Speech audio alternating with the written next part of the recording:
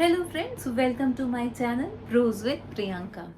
तो आज मैं आपके सामने जिस किताब का रिव्यू करने जा रही हूँ वो किताब है ऑगर। और इसको लिखा है नीलोत्पल मृणाल जी ने। इसके पहले के वीडियोस में मैंने इनकी ही दो और किताब का रिव्यू किया है।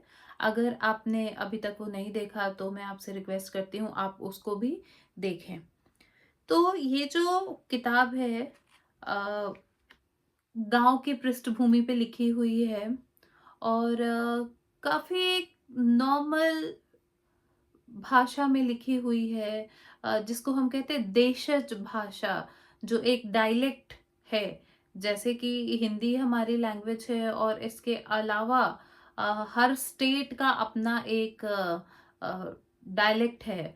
तो ये हम कह सकते हैं कि बिहार के डायलेक्ट में ये जो उपन्यास है ये लिखा हुआ है। और इसमें मुझे सबसे अच्छी कुछ लाइंस लगी जो मैं आपके साथ शेयर करना चाहती हूँ। ये राइटर की फोटो के साथ है। काफी फिलोसॉफिकल सा है और एक काफी ऐसी सी लाइन है जिसमें कि कंटेम्पलेशन तो है पर काफी भारीपन सा है। और इसको मैं आपको पढ़ के सुनाती हूँ। चल साधो कोई देश, यहाँ का सूरज डूबा जाए, यहाँ की नदियां प्यासी है, यहाँ घनघोर उदासी है, यहाँ के दिन भी चले चले, यहाँ की भोर भी बासी है, मन यहाँ से उबा जाए, चल साधो। तो ये एक ऐसी लाइन है जैसे कि कोई काफी थक गया हो किसी चीज, किसी जगह से, किसी सराउंडिंग से, किसी एटमॉस्फेयर से, और अब वो वहां से एस्केप ढूंढ रहा है। और बस ये ऐसे ही इलिप्सिस के साथ खत्म होता है। और फिर जब ये उपन्यास शुरू होता है तो आप देखते हैं कि एक चाय की दुकान है। मुरारी साव एक कैरेक्टर है इसमें, उनकी चाय की दुकान है जैसे कि हर गांव में होता है। जहाँ पे भी चाय की दुकान होती है वहां आप देखते हैं कि लोग इस बात की परवाह नहीं करते कि कौन किस कास्ट का है या किस रिलीजन से आता है। वो बस वहां आते हैं, बैठते हैं, चाय पीते हैं, थोड़ी देर रिलैक्स करते हैं और उसके बाद वो अपने काम पे चले जाते हैं। तो ये इस गांव में ऐसे ही चाय की दुकान है जहाँ पे कि लोग जो है वो अपना रिलैक्स कर रहे हैं, आसपास की चीजों पे डिस्कशन कर रहे हैं। और आपको इसी में देखने को मिलेगा कि आज भी कैसे गांव में एक जो थोड़ा कास्ट वाला बैरियर है वो आज भी कैसे प्रिवेलेंट है, या कैसे लोग अभी भी किसी का शोषण करना चाहते हैं, या कैसे लोग ये समझते हैं कि कास्ट के बेसिस पे अभी भी कोई सुपीरियर या इंफीरियर है, जो हम शहरों में नहीं देखते पर इस बुक में हम पाते हैं कि आज भी गांव में जो है वो ऐसी चीजें है। तो काफी जो इसमें कैरेक्टर है, जब आप इसको पढ़ेंगे तो आप पाएंगे कि आपके अकॉर्डिंग जो मेजर कैरेक्टर जो है, जो हीरो ऑफ द स्टोरी, जैसे कि हम किसी नॉवेल को पढ़ते हैं तो हम पाते हैं कि ये इसमें हीरो ऑफ द स्टोरी है।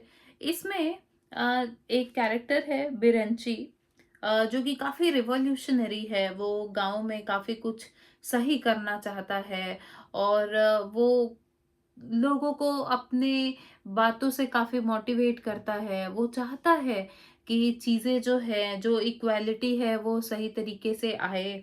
और उसके लिए वो क्या करता है इसमें, जो कुछ उसको ऐसा लगता है कि अगर कहीं पे वो कुछ अपनी बातों से ठीक कर सकता है, कोई चीज अगर उसके हिसाब से गलत हो रही है तो वो उसको कैसे अपने वो उसका थॉट प्रोसेस काफी रेवोल्यूशनरी है। And he keeps motivating people around him. फिर हम ये भी देखते हैं कि एक ऐसे पंडित जी भी हैं जिनका बच्चा पूजा पाठ में बिल्कुल भी इंटरेस्टेड नहीं है, उसका किसी और चीज में इंटरेस्ट है।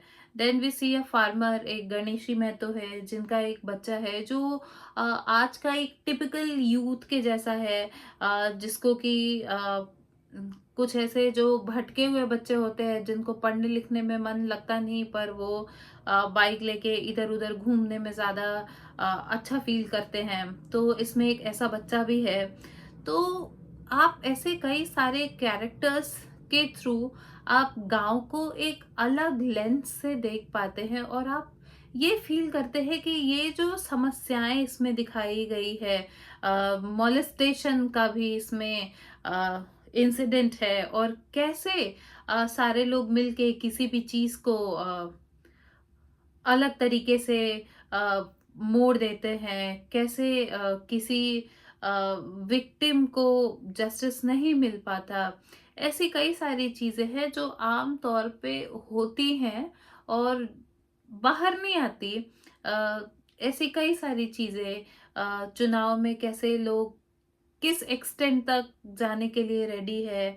अभी भी हमारा सिस्टम इतना फॉल्टी है कि कई सारे जो क्रिमिनल्स हैं वो बच जाते हैं, वो पकड़े नहीं जाते, और कई सारे ऐसे बेचारे इनोसेंट लोग हैं जिनको सजा हो जाती है, या जो डर से कोर्ट नहीं जाते, पुलिस स्टेशन नहीं जाते, अपनी रिपोर्ट फाइल नहीं कराते। कईयों को तो इतनी हिम्मत नहीं होती, और जिनको होती है वो भी सिस्टम हमारा इतना फॉल्टी है कि उसके बदले उसमें वो जाके, और उनको लगता है मैं क्यों यहाँ आ गया, ये मेरे समय की बर्बादी है, and then they come back. तो ये सारी चीज़ें जो है, फिर इसमें हम ये भी देखते हैं कि एक एडुकेटेड लड़का है जो कि गांव से दिल्ली पढ़ने जाता है, और जब वो आता है तो वो कई लोगों को अपने हिसाब से समझाने की कोशिश भी करता है, कुछ नारी अधिकारों के बारे में लोगों को मोटिवेट करने की कोशिश भी करता है, पर उसको भी कैसे गांव में लोग गलत एंगल से देख के और कैसे चीजें करते हैं। तो आप ये सारी चीजें जो है आप इसमें देखेंगे, और कुछ इसमें ऐसा सस्पेंस है, कुछ अ, ये साधु लोग मिलते हैं बिरंची को, और कैसे उनकी एक बड़ी इंटरेस्टिंग सी बातचीत होती है, और आप लास्ट में पाते हैं कि जो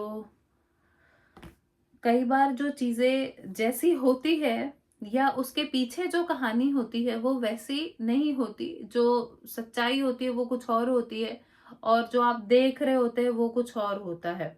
तो ये सारी चीजें जो हैं, अगर आप वो गांव की रॉ पॉलिटिक्स अगर आप देखना चाहते हैं, महसूस करना चाहते हैं, तो आई वुड सजेस्ट कि आपको ये किताब ज़रूर पढ़नी चाहिए।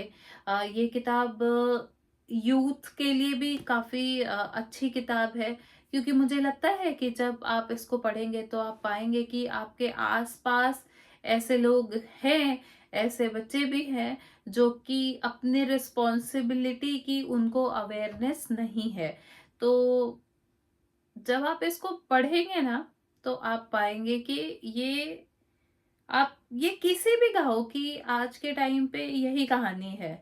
क्यों पलायन हो रहा है, और क्या-क्या मुश्किलें हैं गाँव में, वो आपको समझ में आएगा। और अगर आप गाँव में हैं, अगर आप गाँव आते-जाते हैं, तो आप काफ़ी हद तक इन चीज़ों से रिलेट भी कर पाएँगे।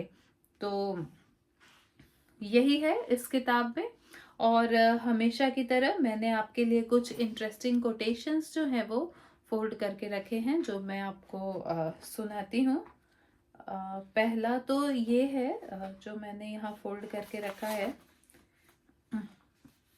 एक बातचीत हो रही है, एक मंदिर के उद्घाटन का सीन है, और ये मंदिर जो है गांव में आज भी ये ऐसे सेक्शंस में अ, टोला ऐसा होता है जिसमें कि एक पर्टिकुलर कास्ट के लोग रहते हैं। तो यहाँ पे कुछ लोग हैं, और वो एक दूसरे कास्ट के यहाँ पे जाने के लिए रेडी नहीं है, पर बाद में वो रेडी हो जाते हैं। तो बातचीत कुछ ऐसी है, ये ऐसी लाइन है, पैसा दीजिए तो सब तैयार हो जाता है जगदीश दा, पैसा कुछो करा सकता है। तो काफी रियलिस्टिक सी बात है, पैसा सच में कुछ भी करा सकता है। तो जब मैं इसको पढ़ रही थी तो मुझे काफी अच्छा लगा, तो मैंने इसको अंडरलाइन करके और फोल्ड करके रख लिया था कि मैं जब ये आपके साथ शेयर करूंगी तो ज़रूर इस चीज़ को आपको बताऊंगी। फिर ये जो दूसरी लाइन है, ये वही है जो मैंने इनिशियली आपको सुनाया था, ये यहाँ पे चल साधो। तो ये है कि कुछ ग्रुप ऑफ साधु आए हैं और वो गांव के स्कूल में बैठ के अपना खाना वाना बना रहे हैं और वो कुछ गा रहे हैं। तो वो यही गा रहे हैं। तो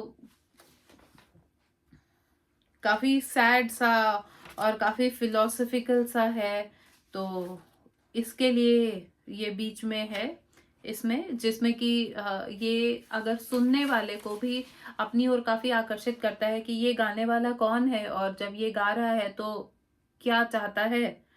अ, फिर एक और इसमें अच्छी लाइन है, घर की थाली में जीवन परोसा जाता है। जो हम डे टू डे खाते हैं, हम अपने आप को नरिश करने के लिए खाते हैं, अपने आप को हेल्दी रखने के लिए खाते हैं और वो ज़रूरी है हमारे वेल बीइंग के लिए, सर्वाइवल के लिए, इसीलिए खाना ज़रूरी है। तो घर की थाली में जीवन परोसा जाता है, मेहमान की थाली में मेजबान प्रेम परोसता है। जीवन में प्रेम जरूरी होता है, इसलिए पेट चाहे भरा भी हो, मन भी भरा हो, पर किसी की स्नेह से परोसी थाली खा ही लेनी चाहिए। तो मुझे ये काफी अच्छी लाइन लगी कि जरूरी नहीं कि आपका जो भी होस्ट हो, अगर आप कभी किसी के यहाँ गेस्ट बन के जाते हैं तो आपको कोशिश करनी चाहिए कि आपके होस्ट ने आपको जो भी दिया है आप उसको अप्रिशिएट करके खाएं, तो सामने वाले को भी अच्छा लगेगा कि हाँ भाई इसने मेरे लिए इतना किया और जो भी मैंने इसको दिया, the person is very grateful और वो काफी खुश है खाकर।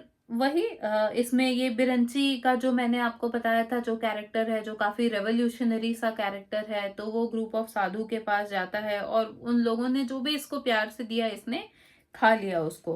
पर ये जो लाइन है ना, ये मुझे काफी, इस लाइन ने अट्रैक्ट किया कि चाहे मेजबान की थाली में प्रेम परोसा जाता है और चाहे पेट भरा हो, मन भरा हो, आपको मन रखने के लिए उसमें से कुछ ना कुछ तो खाना ही चाहिए, सो दैट कि मेजबान को भी अच्छा लगेगा।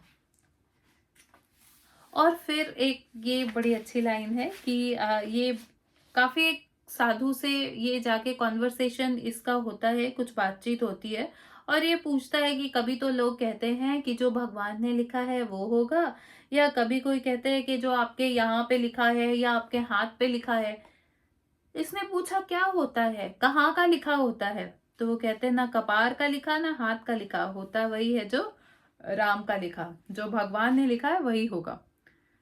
तो ये भी कहता है कि जब भगवान ने लिख ही दिया तो फिर हमें कर्म क्यों करनी है, तब तो फिर जो भाग्य में होगा वही लिखेगा।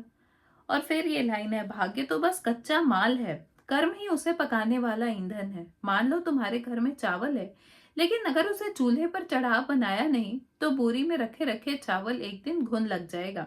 भाग्य वही चावल है, अगर कर्म का चूल्हा ना जला के बनाओ तो कितना भी भाग्य हो उसमें घुन लग जाएगा।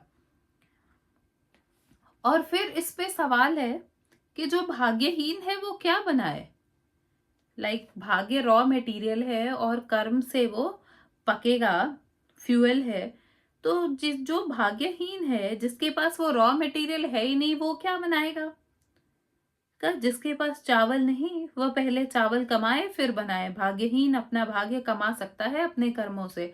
भाग्यहीन को कोई चिंता नहीं करनी चाहिए, दुर्दशा तो बस कर्महीनों का होता है। मतलब नो मैटर व्हाट, आपको अपने कर्म को अगर आप सही से कर रहे हैं तो फिर ये भाग्य जैसी चीज जो है ना, ये शायद चेंज हो सकती है अकॉर्डिंग टू द राइटर, क्योंकि ये उन्होंने ही लिखा है। और अब ये जो एक और लाइन है जो मैं आपके साथ शेयर करना चाहती हूँ, रात कितनी भी अंधेरी हो पर एक माँ अपने बच्चे के पास रोशनी का एक टुकड़ा रख ही जाती है। So it's about the love of a mom. माँ का प्यार जो है ना, उसका कंपैरिजन जो है वो कहीं नहीं है। और फिर ये जो एक और लाइन है जो मैं आपके साथ शेयर करना चाहती हूँ।